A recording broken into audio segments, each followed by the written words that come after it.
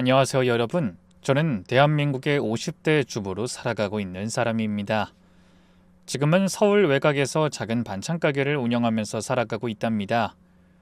남편은 따로 인테리어 일도 하는데 이제 나이가 들어서인지 요즘엔 일감이 많지 않네요. 그래도 반찬 가게가 동네에서 제법 알려져서 먹고 사는 데는 다행히 지장이 없죠. 저희 부부는 딸 하나, 아들 하나를 키웠어요. 큰딸이 30대 초반, 둘째 아들이 20대 후반으로 이미 장성했죠. 아들은 지금 직업군인으로 복무 중이고 딸은 몇 년 전에 결혼해서 분가한 상태예요. 여기까지 들으면서 평범한 가정이라고 생각하셨죠? 저도 그렇게 생각했어요. 평화롭던 집안이 사위 때문에 발칵 뒤집힐 줄은 꿈에도 몰랐네요. 사위를 처음 봤을 땐 정말 좋은 사람인 줄 알았어요. 외모도 훤칠하고 직장도 괜찮고 무엇보다 우리 딸을 정말 아끼는 것 같았으니까요. 제가 왜 이 이야기를 하느냐면요. 요즘 보면 겉모습만 보고 사람을 판단하는 경우가 많잖아요. 특히 우리 나이대 사람들은 사위나 며느리 볼 때 집안이나 직장 같은 조건만 보기 쉬운데 그게 전부가 아니라는 걸 알려드리고 싶어서예요. 제가 겪은 일을 들으시면 아마 금방 수긍하실 겁니다. 몇 년 전 봄이었어요. 딸이 문득 전화해서 엄마, 이번 주말에 남자친구 보여줄게 하더라고요. 딸이 그때 20대 후반이었으니 마침 결혼 정년기긴 했죠. 대학 졸업하고 광고회사에서 일한 지 몇 년 됐을 때인데 그간 일에만 빠져 살아서 연애는 뒷전이었거든요. 그런 딸이 남자친구를 데려온다니 얼마나 안심이 됐는지 몰라요.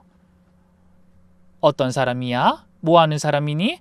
물어봤더니 그냥 괜찮은 사람이야. 만나보면 알아.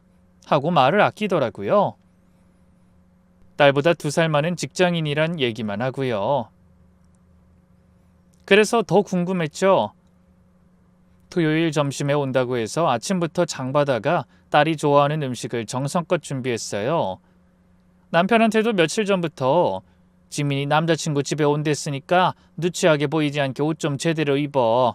이번 기회에 사입어도 좋고 라고 하며 신신당부했죠.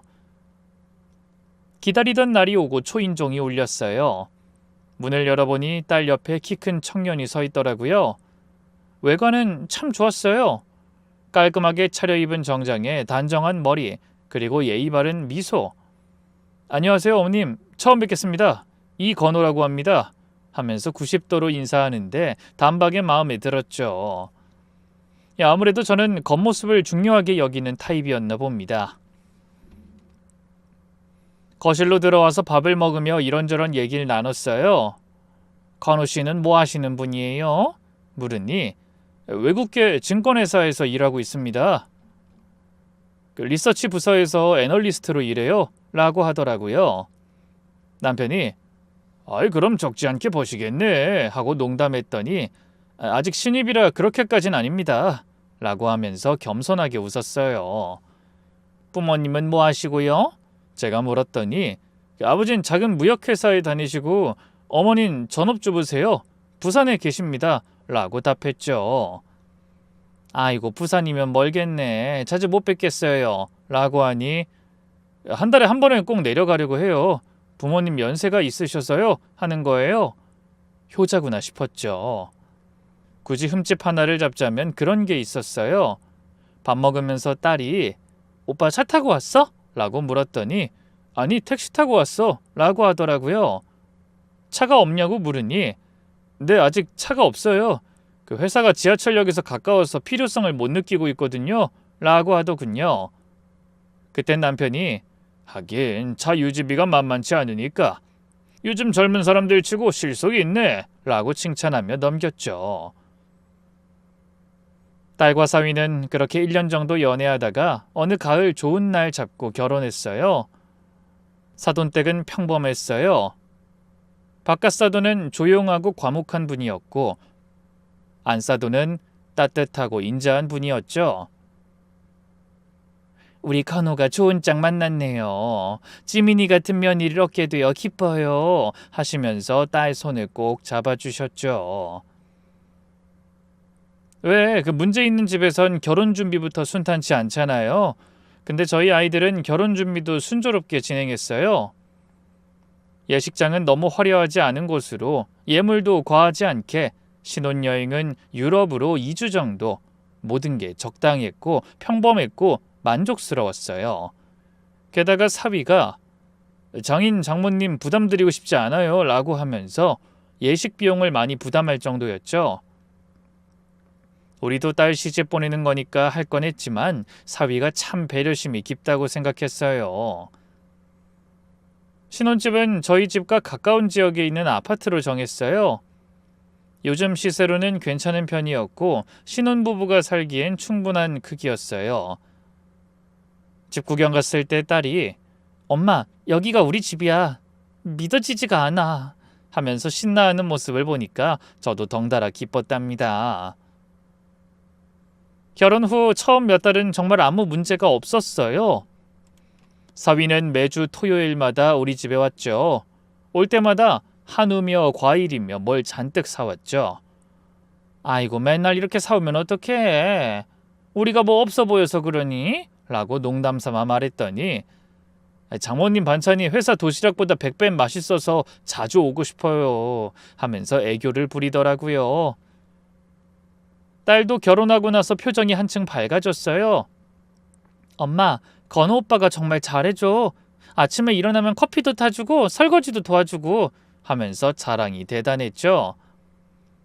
주말엔 둘이 맛집 탐방도 하고 전시회도 보러 가고 정말 신혼의 단꿈에 빠져 있었어요. 그때는 이상한 게 있어도 눈치를 못 챘던 것 같기도 해요. 무엇보다 딸이 행복해하니까 부모는 그거면 다 되잖아요. 다른 건 신경 쓸 겨를이 없었죠.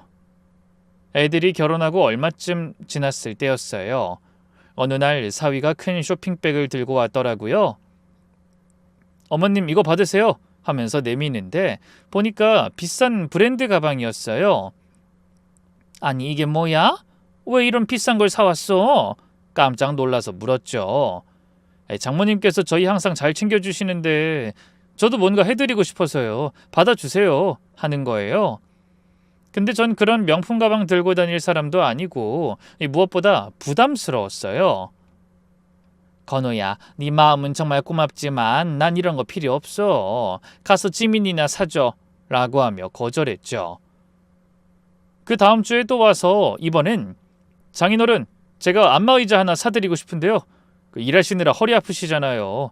댁에 하나 있으면 좋을 것 같아요 하는 거예요. 남편이 한사코 거절하며 아니야, 우리 집에 안마의자 둘 데도 없고 그런 거 필요 없어 라고 했더니 그럼 반찬 가게에 새 냉장고라도 바꿔드릴게요. 지금 쓰시는 거 오래됐잖아요 라고 하면서 계속 뭘 사주려고 했어요. 또 한 번은 아버님 어머님 결혼기념일에 제주도 여행이라도 보내드리고 싶어요 하길래 여행 갈 시간 없다며 또 거절했죠. 그때마다 진심으로 아쉬워하는 것 같더라고요. 저는 그게 뭔가 꼭 베풀어야 한다는 강박감 같은 게 있는 것 같았달까요? 마치 큰 돈을 벌어들인 사람처럼 그 돈을 빨리 탕진해야 하는 사람처럼 느껴지더라고요. 잘해주려는 마음은 참 기특하지만 계속되는 건 부담스러워 제가 단호하게 거절했어요. 이서방, 뭐가 필요하면 내가 알아서 살게. 네가 그런 거 신경 쓸 필요 없어. 정말로 우리한테 효도하고 싶으면 우리 딸하고 잘 사는 게 최고야. 그것만 해줘. 라고 했죠. 남편도 옆에서 그래, 우리한테 돈 쓸 생각 말고 너희들이나 알뜰하게 살아 하고 거들었고요. 딸한테 나중에 건호가 왜 자꾸 우리한테 뭘 사주려고 하니? 하고 물었더니 오빠가 원래 그래요. 주변 사람들한테 잘해주는 걸 좋아해요. 회사 사람들한테도 맨날 커피 사주고 그런데요. 라고 하더라고요. 그때는 그냥 성격이 그런가 보다 했는데 지금 생각해보면 뭔가 미안한 마음, 돈으로 인정을 얻고 싶은 마음이 있어서 그랬던 것 같기도 해요. 그 다음에 여름, 우리에게 큰 기쁨이 찾아왔어요. 딸이 임신을 한 거예요. 엄마, 나 임신했어 하면서 전화가 왔을 때 얼마나 기뻤는지 몰라요. 첫 손주라니. 남편도 우리가 할아버지 할머니가 되는구나 하면서 좋아했죠. 사위는 예비 아빠가 되니까 더 열심히 사는 것 같았어요. 제가 더 열심히 일해서 우리 아기 좋은 환경에서 키울게요. 삶의 목표가 바뀌었어요 하면서 의욕이 넘쳤죠. 태교에도 적극적이어서 딸이랑 같이 클래식 음악회도 가고 태교 여행도 다녀오고 그랬대요. 그리고 곧 손자가 태어났어요. 이름은 지훈이, 3.4kg의 건강한 사내 아이였죠. 사위를 빼닮아서 코가 오똑하고 이목구비가 뚜렷했어요. 산후조리원에 가서 처음 아기를 봤을 때 사위가 가족들한테 우리 지훈이 정말 잘생겼죠? 하면서 자랑하는 모습이 참 보기 좋았답니다. 사위는 약속대로 정말 자상한 아빠였어요. 회사 끝나면 바로 집으로 와서 아기 목욕시키고 기저귀 갈고 분유 먹이고 재우는 것까지 다 했대요. 주말엔 유모차 끌고 산책도 가고 육아에 적극적이었죠. 딸이 엄마, 오빠가 나보다 애를 더 잘 봐. 타고난 것 같아 하면서 흐뭇해했어요. 그 무렵 사위가 드디어 차를 샀습니다. 아기 태우고 다니려면 안전한 차가 필요해서요 하면서 검은색 SUV를 샀어요. 이제 택시 안 타고 차로 다니겠네? 했더니 아니에요. 출퇴근은 여전히 대중교통이 편해요. 차는 주말에 가족이랑 나갈 때만 쓸 거예요 하더라고요. 생각해보면 그때도 좀 이상했어요. 씀씀이가 큰가 싶다가도 차를 안 사는 거 보면 알뜰한데 또 차를 사놓고 굳이 택시를 타고 다니는 거 보면 씀씀이가 큰 게 맞나 싶기도 하고요. 그리고 차 샀으면 타고 다니는 게 정상이고 차에 금방 적응해서 그게 더 편할 텐데 말이죠. 그럼에도 사위는 여전히 평일엔 택시만 타고 다녔거든요. 기름값이 아까워서 그러나? 남편이 물어봤더니 회사 근처는 주차하기가 너무 힘들어요 하더라고요. 그럴 수도 있겠다 싶어서 넘어갔는데 지금 생각하면 그때부터 뭔가 숨기는 게 있었던 것 같아요. 얼마 후, 그러니까 지훈이가 5달 됐을 때부터 사위 그리고 딸아이의 가족에게 변화가 생기기 시작했어요. 처음 눈에 띈 건 외모였어요. 원래 깔끔하게 단장했던 사위가 수염도 제대로 안 깎고 머리도 부스스하고 무엇보다 눈 밑에 다크서클이 심하게 내려와 있었죠. 건호야, 요즘 많이 피곤해 보이네? 회사 일이 많니? 물어봤더니 네, 요즘 큰 프로젝트가 있어서 야근을 많이 해요 하는데 뭔가 눈빛이 불안해 보였어요. 딸도 요즘 오빠가 새벽에 자주 나갔다 와. 회사에서 급한 일 있다면서 하고 걱정하더라고요. 그때부터 사위의 행동이 이상해지기 시작했죠. 첫 번째는 차를 다시 팔았답니다. 주말에라도 타면 되는데 이제 주말에도 바빠지니 쓸모없다며 상의도 없이 어느 날 갑자기 팔아버렸대요. 그래도 혹시 모를 일에 대비해 아이를 가진 집이라면 그냥 두는 게 좋잖아요. 손해보면서 팔아야 하는 이유가 뭔지 궁금하더라고요. 두 번째는 갑자기 현금만 쓰기 시작했다는 거예요. 원래는 카드로 다 계산했는데 어느 날부터 지갑에 현금만 가득 넣고 다니더라고요. 왜 현금만 써? 라고 딸이 물어봐도 요즘 보이스피싱이다 해킹이다 해서 카드 쓰기가 무서워. 현금이 안전해. 이런 식으로 대답했대요. 가장 이상한 건 전화를 받는 태도였어요. 우리 집에서 밥 먹다가도 전화가 오면 황급히 나가서 받더라고요. 한 번은 제가 베란다에 빨래 널러 나갔다가 우연히 들었는데 네, 알겠습니다. 오늘은 정말 못 갑니다. 가족이랑 있어서. 네, 내일은 꼭 가겠습니다. 이런 식으로 말하더라고요. 그날 저녁 사위가 또 전화를 받고는 죄송해요. 급한 일 생겨서 먼저 가봐야겠어요 하면서 일어났어요. 딸이 또 회사야? 주말인데도? 하니까 미안, 정말 급한 일이야. 해결되면 말해줄게 라고 하면서 택시를 부르더라고요. 그 와중에 표정이 굳어있고 이마엔 땀이 송글송글 맺혀 있었어요. 뭔진 모르지만 분명 우리가 모르는 뭔가 있었죠. 그 무렵 또 하나의 이상한 일이 있었어요. 어느 토요일이었는데 사위랑 딸아이가 우리 집에 와서 저녁을 먹고 있었죠. 지온이는 할아버지 무릎에 앉아서 까르르 웃고 있었고 딸은 부엌에서 설거지를 하고 있었어요. 평소와 다를 바 없는 평화로운 저녁 시간이었는데 사위 핸드폰에서 계속 알림음이 울리더라고요. 처음엔 그냥 한두 번이었는데 1분 사이에 10번도 넘게 울리는 거예요. 나중엔 오싹할 정도로요. 띵띵띵 문자나 카톡이 오는 소리였죠. 사위는 핸드폰을 뒤집어 놓고 못 본 척했지만 식은땀을 흘리는 게 보였어요. 건우야, 전화 안 받아도 돼? 제가 물었더니 그 스팸 문자예요. 요즘 많이 와서 하면서 얼버무리더라고요. 급히 진동 모드로 바꾸고요. 그런데도 너무 많이 울리니까 남편이 건우야, 무슨 스팸이 저렇게 와? 한번 확인해 봐라. 하니까 사위가 마지못해 핸드폰을 들었어요. 이 화면을 보는 순간 얼굴이 하얗게 질리더니 급히 일어나서 잠깐 전화 좀 하고 올게요 하면서 밖으로 나갔어요. 베란다 창문이 살짝 열려 있어서 목소리가 들렸는데 지금은 안 됩니다. 월요일까지 기다려주세요. 제가 약속 어긴 적 있습니까? 꼭 보내드릴게요. 이런 말들이 들렸어요. 목소리가 떨리고 있었고 간절하게 부탁하는 투였죠. 10분쯤 지나서 들어온 사위는 얼굴이 창백했어요. 이마에는 또다시 식은땀이 송글송글 맺혀 있었고 손을 가만히 보니까 미세하게 떨고 있더라고요. 무슨 일이 있어? 딸이 걱정스럽게 물었지만 아무것도 아니야. 회사 일 때문에 좀 하고 둘러댔어요. 그날도 사위는 평소보다 일찍 일어났어요. 오늘은 일찍 들어가 봐야겠어요. 내일 중요한 미팅이 있어서 하면서 서둘러 나가더라고요. 딸이 현관까지 배웅하면서 오빠 정말 괜찮아? 얼굴이 안 좋은데 하니까 괜찮아, 걱정하지 마 하면서 억지로 웃어 보였죠. 그런데 다음 날 딸한테서 이상한 얘기를 들었어요. 엄마 있잖아. 어젯밤에 오빠가 인터넷 뱅킹으로 돈을 여기저기 보내더라고.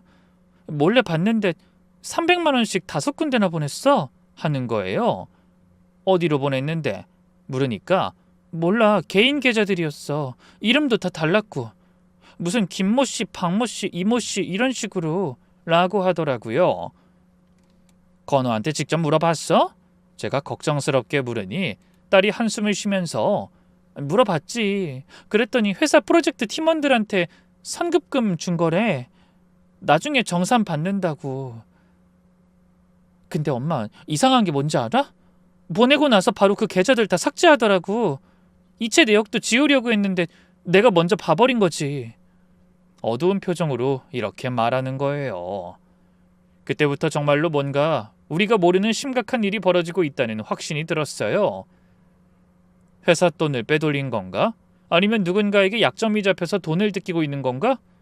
별의별 상상이 다 들었죠. 남편한테 얘기했더니 이거 혹시 보이스피싱 당하고 있는 거 아니야? 요즘 그런 사기가 교묘하다던데 라고 하더라고요. 하지만 뭔가 달랐어요. 보이스피싱이라면 한 번에 큰 돈을 보내지 왜 여러 계좌로 나눠서 보낼까? 그것도 정기적으로?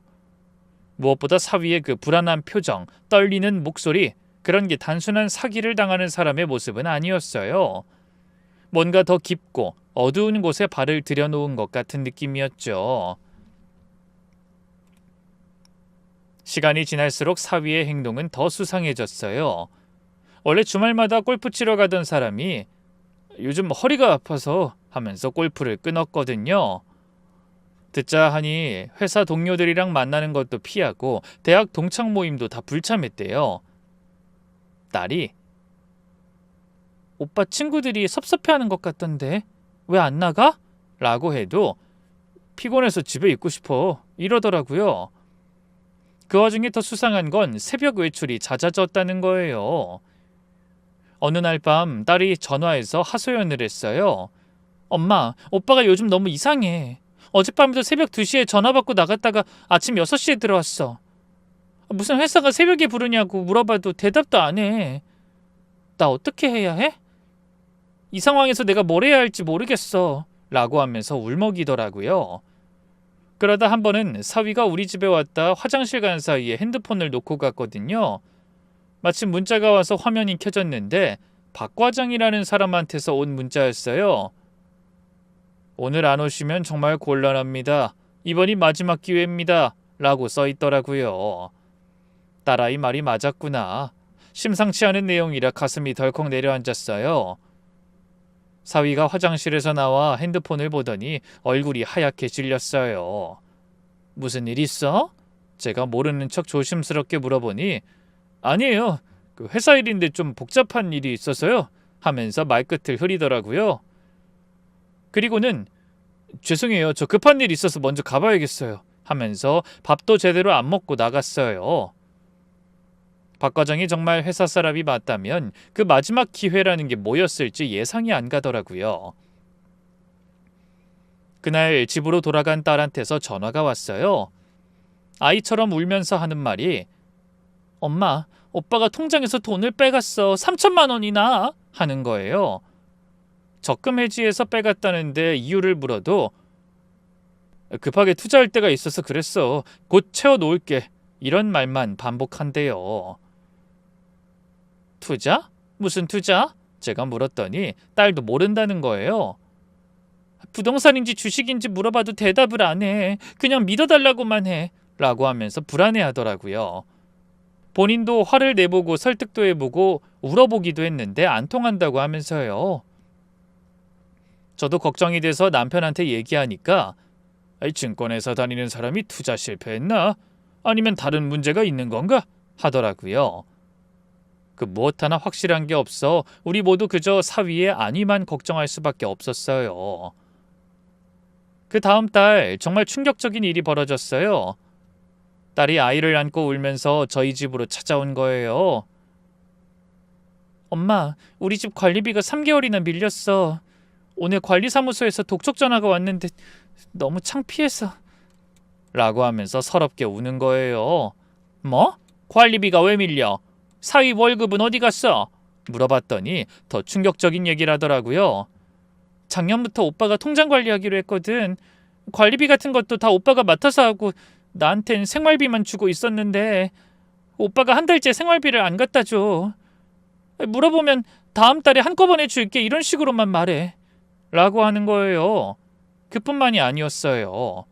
지훈이 어린이집 비용도 2달째 못 냈고 아파트 주차비도 밀렸대요. 그 꼴을 그냥 볼 수 없어서 제가 당장 은행 가서 500만 원을 찾아왔어요. 일단 이걸로 급한 거부터 해결해. 그리고 사위한테 도대체 무슨 일인지 따져 물어봐. 발만 동동거리지 말고 라고 못 박아 말했죠. 딸이 돈을 받으면서도 엄마 미안해. 이런 일로 손 벌리게 돼서 하면서 눈물을 뚝뚝 흘리더라고요. 그날 저녁에 보다 못한 제가 사위한테 직접 전화했어요. 이서방, 요즘 무슨 일 있어? 경제적으로 어려우면 우리가 도와줄 테니까 솔직하게 말해봐. 눈에 뻔히 보이게 말 돌리지 말고 라고 했더니 한참 동안 아무 말이 없더라고요. 그러다가 떨리는 목소리로 장모님 죄송해요. 제가 정말 죄송해요. 조금만 시간을 주세요. 제가 다 해결하겠습니다. 라고 하는 거예요. 어느 정도 예상하고는 있었지만 그렇게 들으니 또 가슴이 철렁하더군요. 도대체 무슨 일이야? 사업 실패? 보증 잘못 썼어? 아니면 투자가 잘못됐어? 제가 다그쳐 물어도 아니에요. 그런 게 아니에요. 제가 곧 해결할 일이니까 걱정 마세요. 이 말만 되풀이했어요.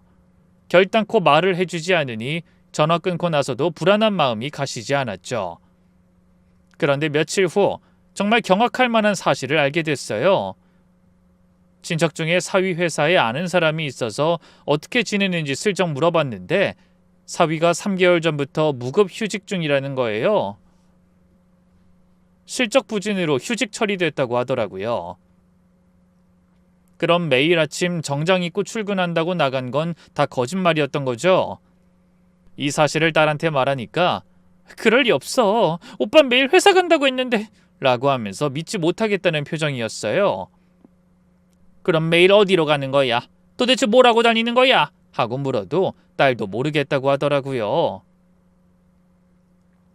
남편이 화를 내면서 진짜로 나가려는 걸 겨우 말렸어요. 아직은 안 돼. 왜 그러는지 이유를 알아야 해. 무작정 따졌다가 일만 더 커질 수 있어. 라고 했죠. 그래서 제가 우선은 지켜보자 라고 했어요. 해결되면 말해주겠다고 하니 당장 사흘만이라도 지켜보자고요. 그 다음날 남편이 퇴근하고 들어오더니 심각한 표정으로 절 불러 이야기를 꺼냈습니다. 여보, 건우 있잖아. 확실히 문제가 있어. 오늘 종로에서 거래처 사장님 만나고 오는 길이었는데 거기서 건우를 봤어. 라고 하는 거예요. 그래? 만나서 인사했어? 했더니 남편이 고개를 젓더라고요. 그게 아니야. 건우가 이상한 곳에서 나오는 걸 봤어. 이 전당포에서 나오더라고. 하는 거예요. 전당포? 제가 깜짝 놀라서 되물었어요. 그래, 금은방 옆에 있는 큰 전당포 있잖아. 거기서 뭔가 봉투를 받아 들고 나오는데 주변을 계속 살피면서 불안해하더라고. 나랑 눈 마주칠 뻔했는데 급히 택시 타고 가버렸어. 남편 말이 사실이라면 이 또한 정말 심각한 일이었죠. 혹시 시계나 귀금속 같은 거 맡긴 건 아닐까? 제가 물으니 남편이 글쎄 뭐 그런 거 같기도 하고. 근데 왜 전당포까지 가서 돈을 구하지? 은행 대출도 있고 우리한테 말하면 될 텐데 하면서 의아해했어요. 그날 밤 딸한테 조심스럽게 물어봤어요. 지민아, 혹시 집에 있던 귀중품 없어진 거 없니? 시계나 보석 같은 거. 했더니 딸이 잠시 물건을 확인하러 갔어요. 서둘러 확인해보고 나서 다시 돌아왔는데 이렇게 말하더군요. 어? 그러고 보니 오빠가 결혼기념일에 사준 까르띠에 시계가 안 보여. 보석함에 늘 있었는데? 300만 원이 넘는 명품 시계였대요. 게다가 보석함에 있던 목걸이도 하나 없어졌다고 하더라고요. 오빠한테 물어볼게 하는 딸을 제가 말렸어요. 잠깐, 아직 물어보지 마. 좀 더 지켜보자 라고 했죠. 다음 날 더는 참을 수 없던 남편이 전당포에 다녀왔습니다. 사장과는 몇 번 오가며 본 터라 구면이었기에 조심스럽게 물어봤대요. 그러자 사장이 젊은 남자가 최근 한 달 사이에 3번 정도 왔다 갔다고 하는 겁니다. 시계, 목걸이, 반지를 맡기고 갔다고 하더라고요. 전당포 사장 말을 더 자세히 옮기자면 그 젊은 남자가 곧 찾아올 테니 잘 보관해달라고 신신당부했대요. 근데 이상한 건 맡기면서도 혹시 자기 이름을 댄 여자가 찾으러 와도 절대 주면 안 된다. 아무리 가족이라고 해도 라고 했다는 거예요. 그때 남편이 사위 사진을 슬쩍 보여줬더니 맞아요, 이 사람이에요 했대요. 이거 정말 큰일이야. 마누라 몰래 집 물건 팔아먹는 거잖아. 내가 당장 가서 따져 물어봐야겠다. 내가 사위는 벌써 고쳐놔야지 하면서 씩씩대는 남편을 달래느라 진땀을 뺐어요. 제발 좀 참아. 딸 생각도 해야지. 섣불리 나섰다가 부부 사이만 틀어지면 어떡해? 했더니 그럼 언제까지 보고만 있을 거야? 우리 딸이랑 손자가 길거리에 나앉을 때까지? 하면서 답답해하더라고요. 맞아요. 이쯤 되면 정말 뭔가 크게 잘못되고 있다는 게 확실해졌죠. 무언가에 쫓기고 돈을 인출하고 생활비도 끊고 전당포에 물건 맡기고 회사는 휴직하고 도대체 그 돈이 다 어디로 가는 걸까? 사실 저도 조급한 마음이 들었어요. 하지만 아직은 때가 아니라고 생각했죠. 좀 더 확실한 증거를 잡아야 했어요. 그래서 다음 날부터 본격적으로 문제점을 찾아보기로 한 거예요. 남편도 그래, 확실하게 잡아서 빠져나갈 구멍이 없게 만들어야 해 하면서 동의했죠. 저는 가만히 있을 수 없었어요. 사위가 도대체 어디로 가는지 뭘 하는지 직접 확인해야겠다고 마음먹었죠. 딸한테 내일 건우 나가면 엄마한테 바로 연락해. 넌 지훈이랑 집에 있어. 지훈이 괜히 불안하지 않게 마음 잘 다잡고 라고 말했고요. 다음 날 아침 7시 반 딸한테 전화가 왔어요. 엄마, 오빠 방금 나갔어. 오늘도 정장 입고 나갔는데 하더라고요. 저도 급히 준비해서 딸네 아파트로 갔어요. 그날 우선 딸네 집을 뒤져보고 사위 동태를 살피려고 했거든요. 1시간 후쯤 1층 건물 주차장에 도착했는데 그때 마침 사위가 멀리서 택시에서 내리는 게 보이는 겁니다. 이상했어요. 나갔다가 다시 돌아온 거잖아요. 근데 더 이상한 건 아까 입고 나간 정장이 아니라 운동복 차림이었다는 거죠. 또 다른 택시를 잡아타길래 저도 황급히 차에서 내려 다른 택시를 잡아탔어요. 아저씨, 앞 택시 따라가 주세요. 너무 가까이 말고요. 라고 했더니 기사님이 의아한 표정으로 쳐다보더라고요. 아마 드라마를 너무 많이 봐서 정신 나간 사람으로 보였겠죠. 하지만 저한텐 드라마보다 더 긴장되는 순간이었어요. 사위가 탄 택시는 서울 외곽으로 향했습니다. 공장지대 같은 곳을 지나 허름한 건물 앞에서 멈췄죠. 간판도 없는 회색 건물이었는데 아침인데도 왠지 으스스한 느낌이 들었어요. 사위가 주변을 살피면서 건물 안으로 들어가는 걸 봤어요. 저도 택시기사님에게 양해를 구하고 근처에서 기다려달라 말했어요. 그리곤 택시에서 내려 조심스럽게 건물 근처로 갔죠. 그런데 입구에 덩치 큰 남자 둘이 서 있더라고요. 문신이 팔뚝 가득하고 험상궂게 생긴 사람들이었어요. 무서워서 가까이 갈 수가 없었죠. 대신 건물 옆 골목으로 돌아가서 기다렸어요. 3시간이 지나도 사위가 안 나오더라고요. 그러다 정오쯤 되니까 사람들이 우르르 나오기 시작했죠. 그 중에 사위도 있었는데 얼굴이 완전히 망가져 있었어요. 머리는 땀으로 젖어 있고 눈은 충혈되고 셔츠는 구겨져 있었죠. 손에는 검은 비닐봉지를 들고 있었는데 뭔가 묵직해 보였어요. 도대체 뭘 하는 거지? 회사는 휴직했다면서 왜 이런 수상한 곳을 돌아다니는 거지? 혹시 불법적인 일에 연루된 건 아닐까? 온갖 상상이 다 들었어요. 집에 돌아와서도 그 생각뿐이었죠. 남편한테 얘기했더니 이건 정말 심각한 일인 것 같은데 혹시 사채업 같은 거 하는 거 아니야? 하면서 걱정하더라고요. 더는 참을 수 없었습니다. 답답해 가슴이 터질 것만 같았거든요. 이제는 정말 진실을 알아내야겠다고 결심했어요. 딸도 손자도 지켜야 하니까요. 그래서 다음 날부터 다시 한번 본격적으로 미행하기로 마음먹었죠. 전문 흥신소에 맡길까도 생각했지만 일단 제가 직접 해보기로 했어요. 이미 한번 의도치 않게 해봤고 어려울 건 없겠더라고요. 남편한테 이 사실을 말하면 놀라면서 반대할 게 뻔하니 제가 알아서 하기로 하고요. 며칠 후 평일, 드디어 사위를 끝까지 미행해보기로 결심한 날이었습니다. 새벽 5시에 일어나서 준비하는데 남편이 침대에서 몸을 일으키며 나도 같이 사위 집에 가겠다 라고 하더라고요. 아니 당신은 회사 가야 하잖아. 그리고 남자랑 같이 다니면 더 눈에 띄어 하고 자세한 사정은 말하지 않은 채 말렸죠. 남편이 한숨을 쉬면서 그럼 핸드폰 위치 추적 켜놓고 무슨 일 생기면 바로 전화해. 위험한 곳 가지 말고 하면서 걱정하는 모습에 마음이 찡했어요. 아침에 집을 나서서 딸네 아파트 근처 24시간 편의점에서 김밥이랑 커피를 사서 차 안에서 먹으며 기다렸어요. 어느덧 시간이 되니까 아파트에서 출근하는 사람들이 하나둘 나오기 시작하더라고요. 혹시나 사위가 일찍 나올까봐 긴장하면서 현관을 주시했죠. 7시 반쯤 되니까 드디어 사위가 나왔어요. 그런데 평소와 달리 정장이 아닌 캐주얼한 차림이었어요. 청바지에 후드티 그리고 캡모자까지 눌러쓰고 있었죠. 더 이상한 건 가방을 2개나 들고 있었다는 거예요. 하나는 평소 들던 서류 가방이고 다른 하나는 까만색 큰 스포츠 가방이었는데 뭔가 묵직해 보였어요. 사위가 아파트 정문을 나서자마자 주변을 두리번거리더니 큰 길로 나가서 택시를 잡았죠. 제 차로 미행할까 했는데 번호판이 찍힐까봐 걱정되더군요. 그리고 택시기사가 함께 있는 게 마음 편하기도 했고요.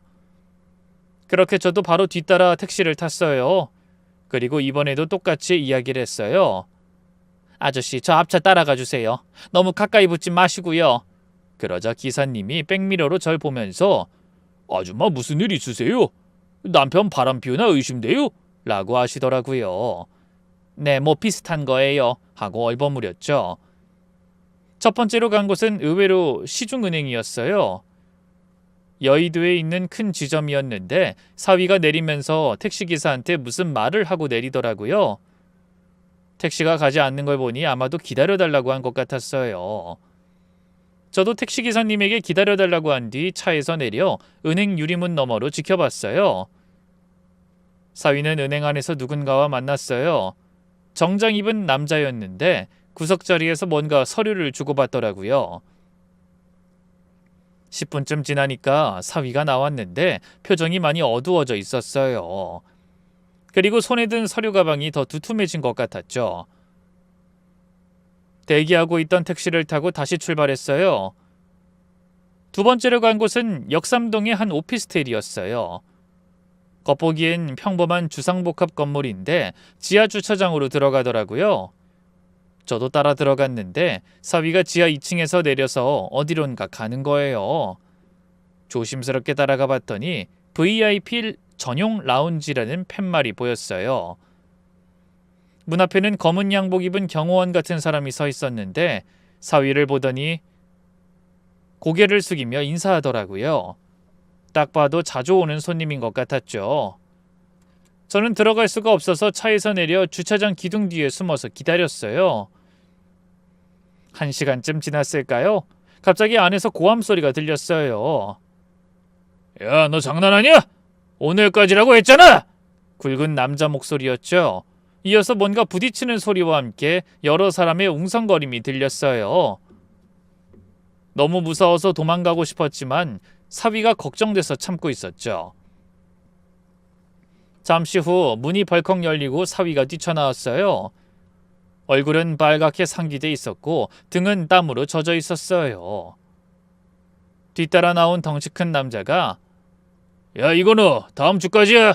못 갚으면 너희 집에 찾아간다! 하고 소리쳤어요. 사위는 고개를 푹 숙인 채 네, 알겠습니다. 꼭 갚겠습니다. 하면서 비굴하게 대답했죠. 세 번째로 간 곳이 진짜 문제였어요. 구로구 쪽 공단 지역인데 낡은 공장들이 질비한 의신연스러운 곳이었죠. 사위가 들어간 건물은 겉보기엔 폐업한 인쇄공장 같았어요. 녹슨 철문에 깨진 유리창, 페인트가 벗겨진 외벽, 도저히 사람이 드나들 것 같지 않은 곳이었죠. 얼마 전에 갔던 곳과는 또 다른 곳이었어요. 그때부터 저는 심장이 너무 뛰어 당장이라도 쓰러질 것 같았죠. 하지만 도중에 돌아갈 수는 없었죠. 제 스스로도 그렇게 대담한 사람이라는 걸 처음 알았네요. 저도 근처에서 내려 사위를 뒤따라갔어요. 제가 체구가 작아서 그런지 쉽게 들키진 않았어요.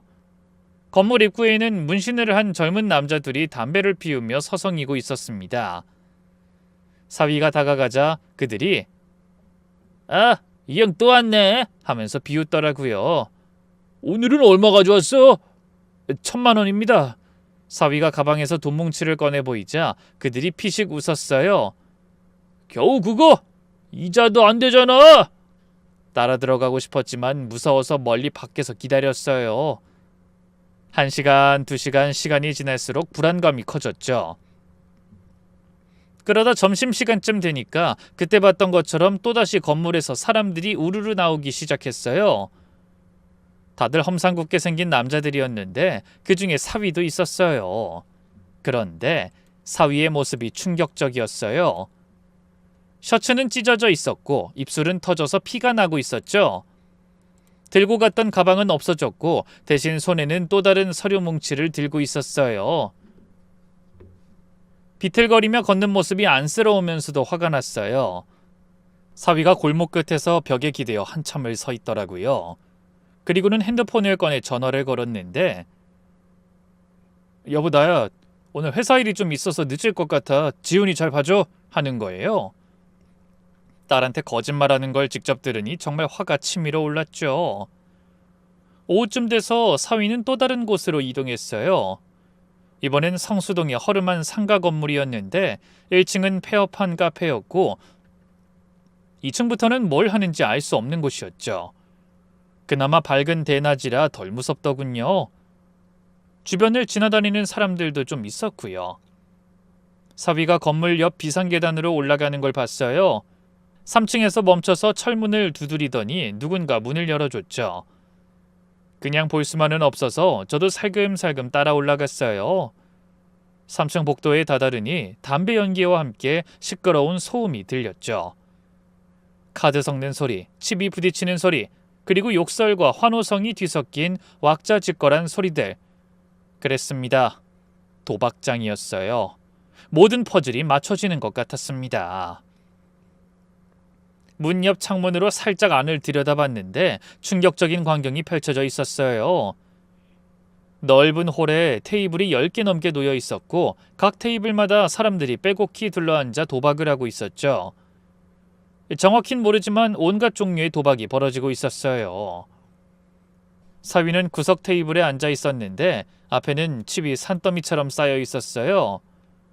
그런데 불과 30분 만에 그 칩이 다 사라졌죠. 올인! 하고 외치는 사위의 목소리가 들렸고 이어서 딜러가 카드를 뒤집자 탄식 소리와 함께 의자에서 주저앉는 모습을 봤어요. 옆에 앉은 사내가 비웃으며 들리지 않는 말로 사위를 조롱했고 사위는 망설이다가 손을 내밀었습니다. 그 사내가 지갑에서 현금을 꺼내주면서 무슨 말을 했는데 아무래도 이자에 관한 이야기 같았어요. 그때 갑자기 누군가 제 어깨를 잡았습니다. 아줌마 여기서 뭐해? 덩치 큰 남자가 무서운 표정으로 쳐다보고 있었죠. 아이 저는 화장실 찾고 있었어요. 하고 당황해서 대답했더니 화장실은 2층이야. 그리고 다신 여기 얼씬거리지 마. 하면서 계단으로 밀어내더라고요. 밤이었으면 큰일 날 뻔했죠. 집에 돌아와서 남편한테 본 것들을 모두 얘기했어요. 남편은 듣는 내내 얼굴이 굳어지더니 도박의 사채까지? 이건 정말 심각한 일이야. 당장 딸한테 알려야 해. 하면서 발을 동동 굴렸죠. 잠깐 방법을 좀 생각해보자. 지민이가 너무 충격받을 수도 있잖아. 가뜩이나 마음이 약한데. 제가 그렇게 말했지만 남편은 아이 뭔 소리야. 지금도 늦었어. 빚이 얼마나 될지 알아? 미적지근하게 대응하다 집까지 날릴 수 있다고 하면서 흥분했어요. 결국 그날 저녁에 딸을 불렀어요. 딸이 지훈이를 데리고 왔을 때 저와 남편은 거실에 앉아 기다리고 있었어요. 지훈이는 방에 들여보내고 셋이 둘러앉았죠. 남편이 먼저 입을 열었어요. 지민아, 아빠가 할 말이 있다. 놀라지 말고 들어. 건우가 도박을 하고 있다. 남편의 말에 딸이 깜짝 놀라며 네? 무슨 소리예요? 오빠가 도박을요? 라고 반문했습니다. 제가 차근차근 설명하기 시작했죠. 회사에 안 간다는 것, 대부업체 돌아다니는 것, 사채업자한테 맞은 것, 그리고 도박장에서 본 것까지. 딸의 얼굴이 점점 창백해지더니 결국 눈물을 터뜨렸어요. 저도 이상한 걸 눈치채곤 있었는데 설마 정말 도박일 줄은 라고 하면서요. 그런데 딸이 덧붙인 이야기에 정말 놀랐습니다. 사실 엄마 아빠 놀랄까봐 말 못했는데 한 달 전쯤 오빠 지갑에서 사채업자 명함을 봤어요. 24시간 즉시 대출 이런 게 써 있었고요. 이게 뭐냐고 물어봤더니 회사 동료가 떨어뜨린 거라고 했어요. 거짓말인 게 눈에 뻔히 보이는데 제가 우울증이 심해져서 진실을 알면 버티지 못할까봐 제대로 못 물어봤어요. 죄송해요. 딸이 망설이다가 충격적인 이야기를 이어갔어요. 그리고 엄마, 우리 집 전세보증금 이미 반은 대출받아서 빼먹었어요. 오빠가 급한 투자건이 있다면서. 그 말에 남편이 벌떡 일어섰어요. 뭐라고? 5억짜리 전세에서 2억 5천에 빼먹었다고? 그날 밤 우리는 사위를 집으로 불렀어요. 이제는 바보처럼 그냥 넘어갈 생각이 없었죠. 사위가 죽든 우리가 죽든 결판을 낼 생각이었습니다. 집에 들어오는 사위의 표정을 보니 이미 뭔가 눈치를 챈 것 같았죠. 거실에 딸과 우리 부부가 앉아있는 걸 보더니 현관에서 잠시 멈칫했어요. 들어와서 앉아! 남편이 차가운 목소리로 말했어요. 사위가 조심스럽게 들어와 앉자 남편이 단도직입적으로 말했어요. 우리가 다 안다. 도박, 사채, 회사 그만둔 것까지 모두. 그 순간 사위의 얼굴에서 핏기가 싹 가셨어요. 한동안 아무 말도 하지 못하다가 갑자기 무릎을 꿇고 바닥에 이마를 댔죠.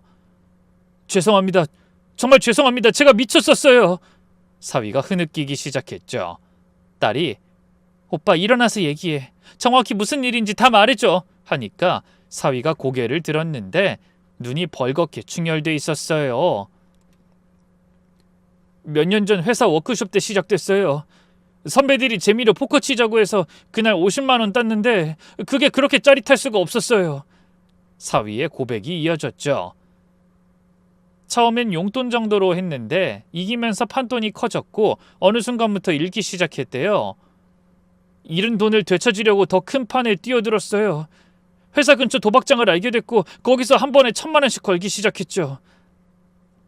적금 깨고 보험 해약하고 대출받고 그것도 모자라서 사채까지. 지금 빚이 정확히 얼마야? 제가 물었어요. 사위가 떨리는 목소리로 은행 대출 1억 5천, 카드론 5천, 제2금융권 5천, 사채가 3억 좀 넘어요. 다 합치면 5억 5천 정도. 그 말에 딸이 기절할 듯 주저앉았어요.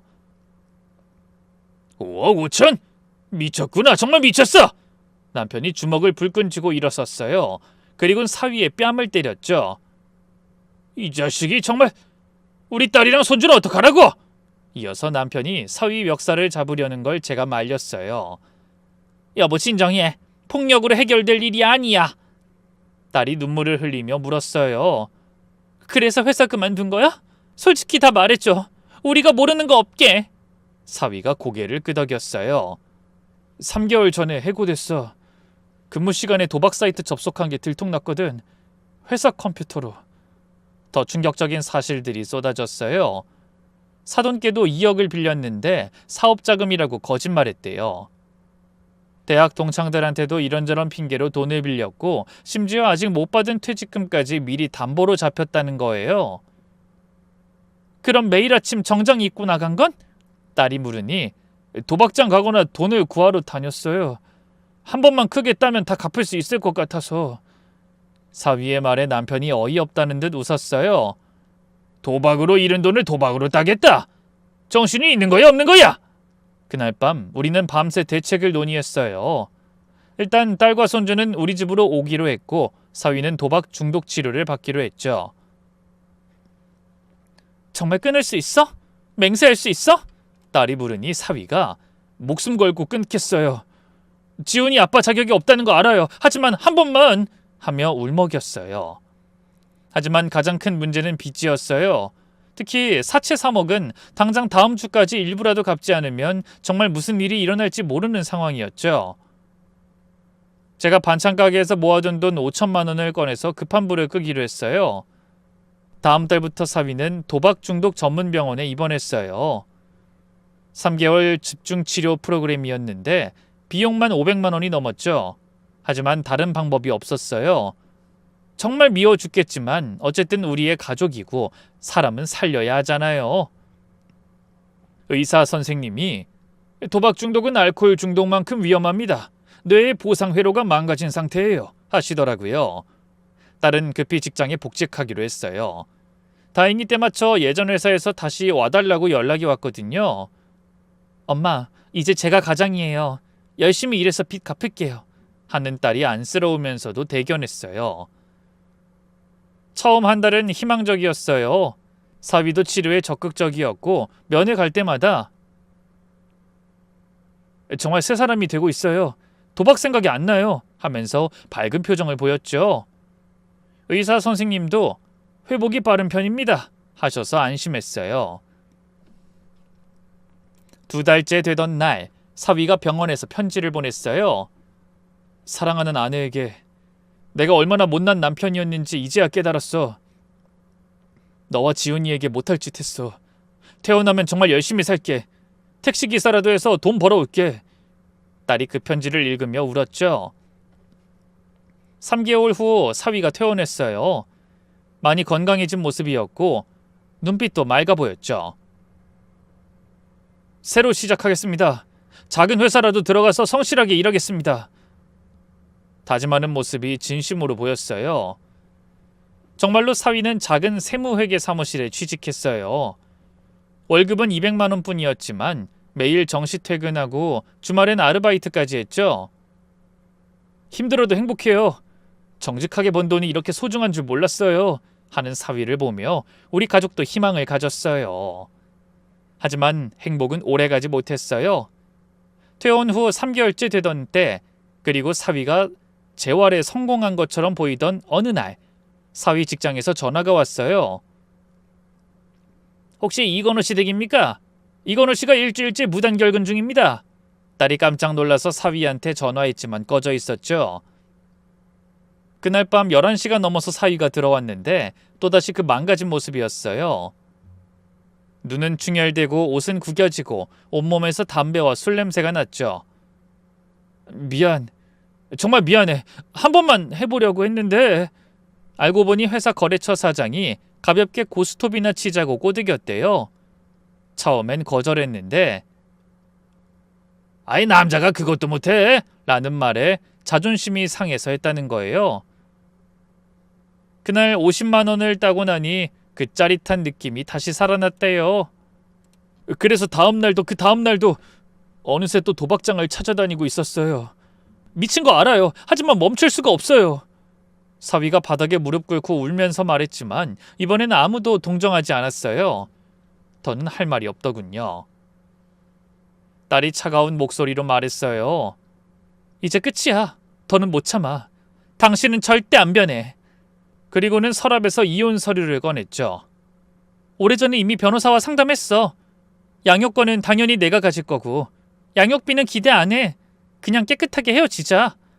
사위가 한 번만, 정말 마지막으로 한 번만 더 기회를 하고 매달렸지만 소용없었어요.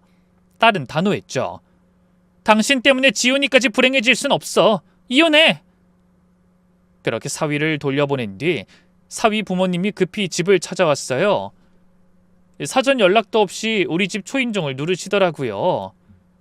안녕하세요 사돈. 저 건우 엄마예요. 잠깐 뵐 수 있을까요? 하는 목소리에 불안한 예감이 들었죠. 거실에 앉자마자 사위 어머니가 눈물을 쏟으셨어요. 사돈댁, 우리 건우가 큰 잘못을 했다는 거 알아요.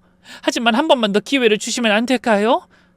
옆에 앉아 계신 사위 아버지는 굳은 표정으로 제가 평생 모은 퇴직금을 다 털어서 빚을 갚겠습니다. 그러니 이혼만은 하고 말씀하시더라고요. 알고 보니 사위가 부모님께 거짓말을 또 했더라고요. 도박빚이 5억이 넘는다는 건 숨기고 1억 정도만 있다고 했대요. 그것도 사업 실패로 생긴 빚이라고 둘러댔고요. 제가 조심스럽게 진실을 말씀드렸더니 사위 아버지가 충격을 받으셨어요. 5억? 도박빚이 5억이라고요? 하시면서 주저앉으시더라고요. 사위 어머니는 우리가 잘못 키웠나 봐요. 하나뿐인 아들이라고 너무 오냐오냐 했나? 하시면서 한참을 우셨어요. 저도 마음이 아팠지만 현실을 직시해야 했죠. 그때 사위 아버지가 갑자기 제가 집을 팔겠습니다. 30년 된 아파트지만 3억은 나올 거예요. 하시는 거예요. 깜짝 놀라서 아니에요. 그럴 필요 없어요. 노후 자금인데 했더니 자식이 이렇게 됐는데 노후가 뭐가 중요합니까? 하시더라고요. 하지만 딸은 단호했어요. 어머님 아버님, 빚이 해결되더라도 저희는 이미 함께할 수 없는 관계예요. 오빠는 치료를 받아도 계속 재발할 거예요. 저와 지훈이는 더 이상 불안하게 살 수 없어요. 딸의 말에 사위 어머니가 며느라 제발 우리가 무릎이라도 꿇을게 하시면서 정말로 무릎을 꿇으려 하셨어요. 그 광경을 보는데 정말 마음이 찢어졌어요. 부모 마음은 다 똑같으니까요. 하지만 어쩔 수 없었어요. 도박 중독은 가족 모두를 파괴하는 병이고 우린 이미 너무 많은 기회를 줬으니까요. 결국 사위 부모님은 우리가 못난 아들 둬서 죄송합니다 하시며 눈물을 흘리면서 돌아가셨죠. 나중에 들으니 사위 부모님은 정말로 집을 팔아 아들 빚을 일부 갚아주셨대요. 그리고 본인들은 작은 월세방으로 이사 가셨다고. 자식 때문에 노후 자금까지 날리신 거죠. 이게 도박의 무서운 점이에요. 중독자 본인뿐만 아니라 온 가족을 나락으로 떨어뜨린다는 거. 이후 결국 딸과 사위는 이혼했어요. 재판 과정에서 사위의 도박 중독과 거액의 빚, 가정 파탄의 책임이 모두 인정됐고 딸이 친권과 양육권을 모두 가져왔죠. 사위는 법정에서도 다시 시작하게 해달라고 애원했지만 판사님도 도박 중독은 가족을 파괴하는 중대한 과실이라며 딸의 손을 들어줬어요. 이혼 후 빚을 갚기 위해 닥치는 대로 일을 하던 사위는 결국 택시 운전을 시작했다고 하더라고요. 그렇게 매일 타고만 다니던 택시를 이제는 직접 모는 신세가 된 거죠. 한 번은 제가 시장에서 장을 보고 나오는데 택시 한 대가 제 앞에 서더라고요. 무심코 탔는데 운전기사가 어머님 하는 거예요. 사위였죠. 어쩜 그런 우연이 있을까요? 많이 야위고 초췌해진 모습이었어요. 잠시 침묵이 흐른 뒤 제가 이 앞에서 내려줘요 하고 차갑게 말했어요. 지금 딸은 새 직장에서 인정받으며 열심히 일하고 있어요. 팀장 승진도 했고 연봉도 많이 올랐죠. 엄마, 이제 혼자서도 잘 살 수 있어. 난 이제 걱정 마요. 하며 씩씩하게 웃는 모습이 대견합니다. 지훈이도 할아버지 할머니의 사랑을 듬뿍 받으며 밝게 자라고 있어요. 가끔 아빠는 왜 안 와? 하고 물을 때면 가슴이 아프지만 아빠는 멀리서 일하고 계셔 하고 둘러대죠. 언젠간 진실을 말해야겠지만요. 이 일을 겪으면서 깨달은 게 참 많아요. 도박은 정말 무서운 중독이고 한 번 빠지면 헤어나오기 힘들다는 것, 작은 거짓말도 쌓이면 큰 재앙이 된다는 것, 그리고 가족이라도 끝없이 용서할 수 없다는 것을요. 가끔 택시 지나가는 소리를 들으면 그때 일이 떠올라요. 여러분도 주변에 이상한 징조가 보이는 사람이 있다면 절대 그냥 넘기지 마세요. 특히 도박은 조금이라도 의심되면 바로 개입해야 해요. 우리 사위처럼 모든 걸 잃고 나선 늦습니다. 잘 나가는 증권맨이 도박 중독으로 모든 걸 잃다니, 이 인생이란 게 정말 한치 앞을 모르는 거네요. 지금은 그저 딸과 손자가 행복하게 사는 것만으로도 그저 감사한 마음입니다. 긴 글 읽어주셔서 감사해요. 여러분의 오늘의 행복이 깃들기를 바랍니다.